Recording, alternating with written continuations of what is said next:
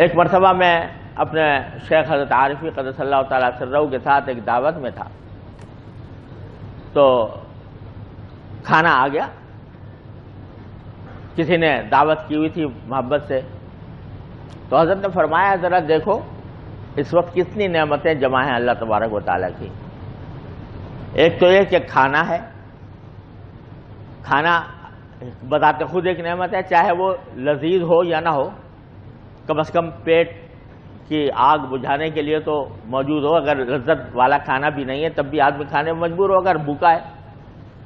یہ کھانا ایک نعمت، پھر کھانا بھی لذیذ ہے، یہ دوسری نعمت۔ پھر اگر کھانا ہو اور لذیذ ہو لیکن بھوک ہی نہ ہو، خواہش ہی نہ ہو، تو بڑی سے بڑی نعمت بھی سامنے ہو تو آدمی کھانے سے اس کی لذت نہیں اٹھا سکے گا۔ تو بھوک ہونا تیسری نعمت۔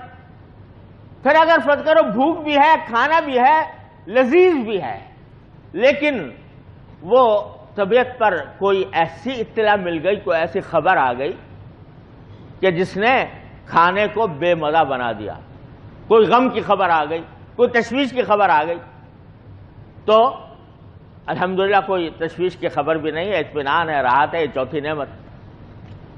فرض کرو کہ کھانا بھی ہے، لذیذ بھی ہے، بھوک بھی ہے، کوئی اور بری خبر بھی نہیں ہے جس سے کہ آدمی کا ذہن مشوش ہو، لیکن کھلانے والا بے عزتی سے کھلا رہا ہو، بے عزت کر کے کھلا رہا ہو، تو اے طائر لاہوتی، اس رزق سے موت اچھی جس رزق سے آتی ہو پرواز میں کوتاہی۔ تو اللہ تعالیٰ یہ محبت سے کھلا رہا ہے، کھلانے والا، یہ پانچویں نعمت۔ اور پھر اکیلا کھا رہے ہوتے تو ٹھیک ہے مزہ ضرور آتا، لیکن اپنے دوست احباب کے ساتھ، اپنے گھر والوں کے ساتھ، اپنے پیاروں کے ساتھ بیٹھ کر کھا رہے، اس کی لذت ہی کچھ اور ہے۔ یہ چھٹی نعمت۔ تو ایک کھانے کے اندر اتنی نعمتیں اللہ تبارک و تعالیٰ کی موجود ہیں، اور ہر نعمت پر اللہ تعالیٰ کا شکر واجب۔